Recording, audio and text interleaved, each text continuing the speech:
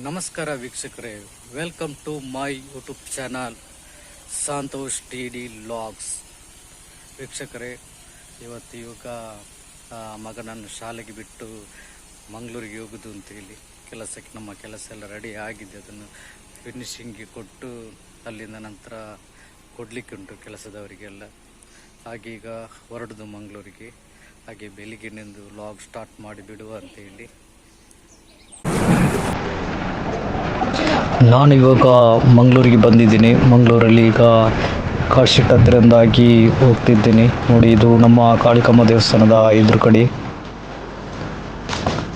ನೋಡಿ, ಇಲ್ಲಿ ನಾನು ಈಗ ಪಾಲಿಶಿಗೆ ಕೊಟ್ಟು ಇಲ್ಲಿಂದ ನಾನು ಬಸವನಗುಡಿಗೆ ಹೊರಡುವುದು.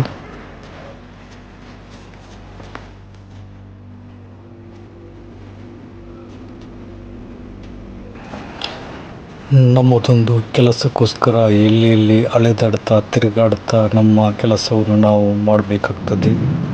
ನೋಡಿ, ಒಂದು ಬಸವನಗುಡಿಗೆ ಹೋಗಿ ಅಲ್ಲಿಂದ ಒಂದು ಫಾಲ್ಸ್ ಇದೆಲ್ಲ ತಗೊಂಡು ಅಲ್ಲಿಂದ ಶಾಪಿಗೆ ಕೊಡ್ಲಿಕ್ಕೆ ಉಂಟು. ನೋಡಿ, ಈಗ ಬಸವನಗುಡಿಯ ಒಳಗಡೆ ಬಂದಿದ್ದೀನಿ. ನೋಡಿ, ಇವರ ರೂಮ್ ಕೂಡ ಬಂದು ನೋಡಿ, ಕೆಲಸ ಬೇರೆ ಯಾವುದೆಲ್ಲ ಇದೆ. ಇದು ಮೂಗಿನದು, ಮತ್ತೊಂದು ಕಿವಿದು.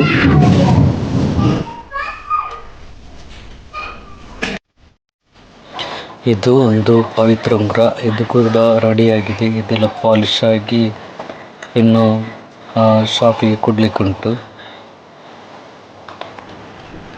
ಬಿಸಿಲಿಗೆ ತಿರುಗಾಡಿ ಸಾಕಾಯಿತು.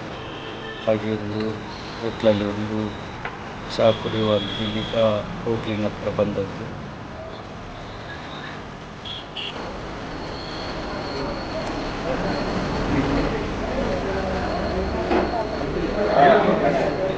ನೋಡಿ, ಇಲ್ಲಿ ನಮ್ಮ ಮಾಧವರು ಚಹಾ ಕೊಡ್ತಿದ್ದಾರೆ.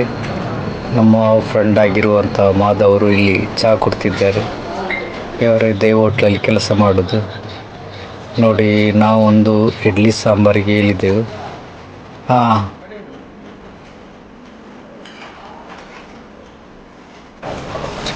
ಅಷ್ಟೊತ್ತಿಗೆ ನಮ್ಮ ಸುನಿಲ್ ಅವರು ಇಡ್ಲಿ ಸಾಂಬಾರು ತಂದು ಕೊಟ್ಟರು.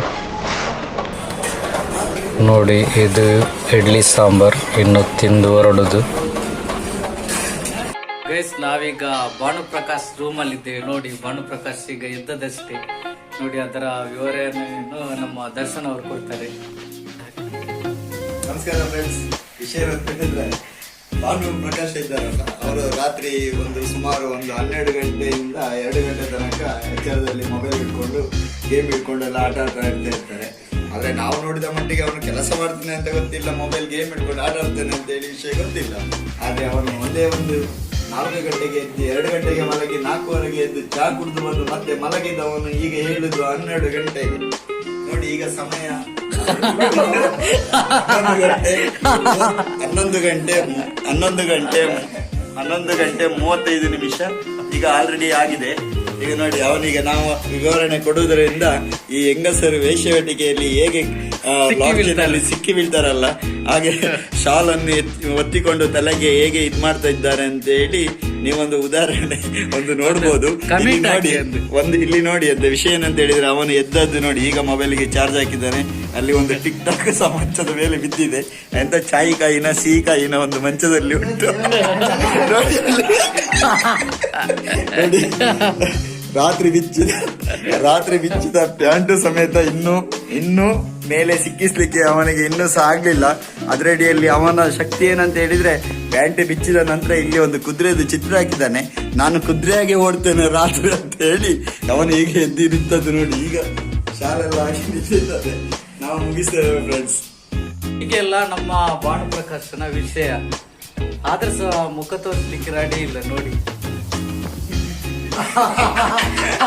ನೋಡಿದ್ರಲ್ಲ, ಈಗ ಇವನೇ ಭಾನುಪ್ರಕಾಶ್ ಅಂತ ಹೇಳಿದ್ರಿ. ಚಿಕ್ಕಮಗಳೂರು ಭಾನುಪ್ರಕಾಶ್ ಅಂತ ಹೇಳಿದ್ರೆ ಇವನೇ. ವಿಷಯ ಏನಂತ ಹೇಳಿದ್ರೆ, ಅವನ ಟೈಮಿಂಗ್ಸ್ ಉಂಟಲ್ಲ, ಯಾರು ಅವನ ಹತ್ರ ಕೇಳ್ಬೇಡಿ. ಯಾಕೆ ಹೇಳಿದ್ರೆ, ಮತ್ತೆ ಕೇಳಿದ್ರೆ ಉಂಟಲ್ಲ ಅವನಿಗೆ ಬೇಜಾರಾಗ್ತದೆ.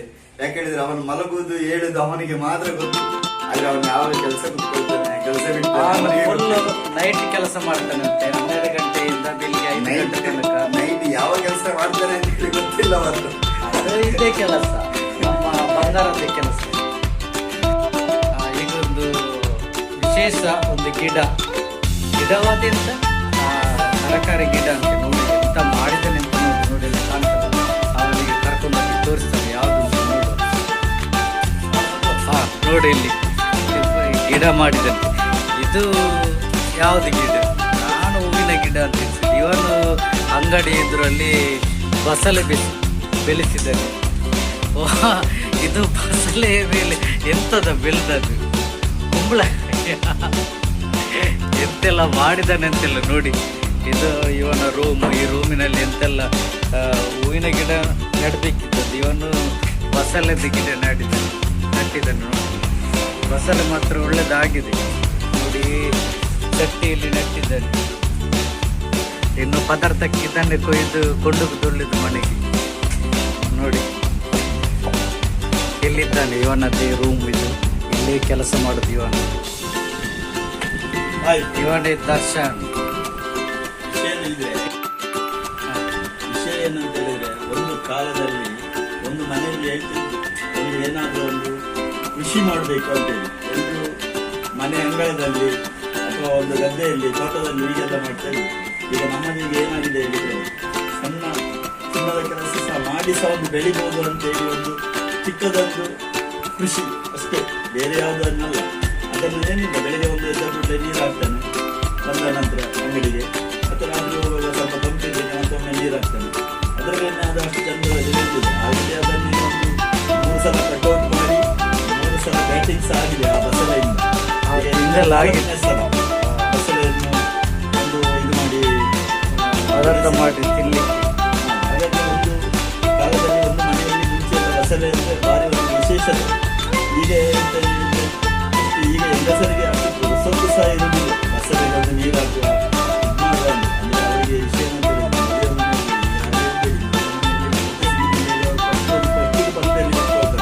ಅದೇ ಈಗಿದ ಹೆಂಗಸರದ್ದು ಚಮತ್ಕಾರ. ನೋಡಿದ್ದು ಬಸಳೆಗೆ ಇಲ್ಲಿ ದೃಷ್ಟಿ ಆಗಬಾರ್ದು ಅಂತೇಳಿ ಕಟ್ಟಿದಂತೆ ಕುಂಬಳಕಾಯಿ. ನನಗೆ ಗೊತ್ತಿಲ್ಲ, ಈಗ ಕೇಳಿದ ನಂತರ ಗೊತ್ತಾದದ್ದು. ಹಾಗೆ ಈ ಬಸಳೆ ಗಿಡ ಏನಾಗಲಿಲ್ಲ. ಇಲ್ಲರೆ ಕೆಲವರು ಬಂದು ಕೇಳ್ತಾರಂತಲ್ಲ, ಎಂತ ಮಾರೆ ಬಸಳೆ ಅಷ್ಟೇ ಹೇಳಿದ್ರೆ ಸಾಕು. ಕೆಲವರು ಬಸಳೆ ಗಿಡ ಮತ್ತೆ ಸತ್ತು ಹೋಗ್ತದೆ ಅಂತ. ಅದಕ್ಕೆ ಈ ಥರ ಕುಂಬಳಕಾಯಿ ಕಟ್ಟಿದ್ರೆ ಏನಾಗುದಿಲ್ಲ ಅಂತ.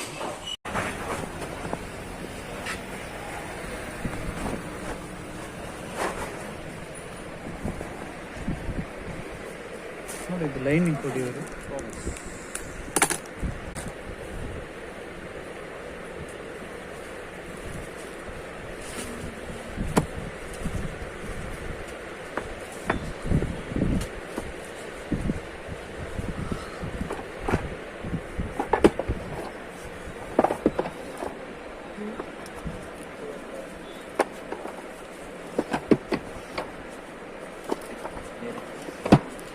ಮತ್ತೆ ಮಿಷಿನ್ಗೆ ಬಿಡೋದು, ಸಣ್ಣ ಪ್ಯಾಕೆಟ್ ಎಣ್ಣೆ ಬರ್ತದೆ. ಮಿಷಿನ್ ಇದೆ ಅದು ಅಲ್ಲಿ ಉಂಟಲ್ಲ, ಹಾಂ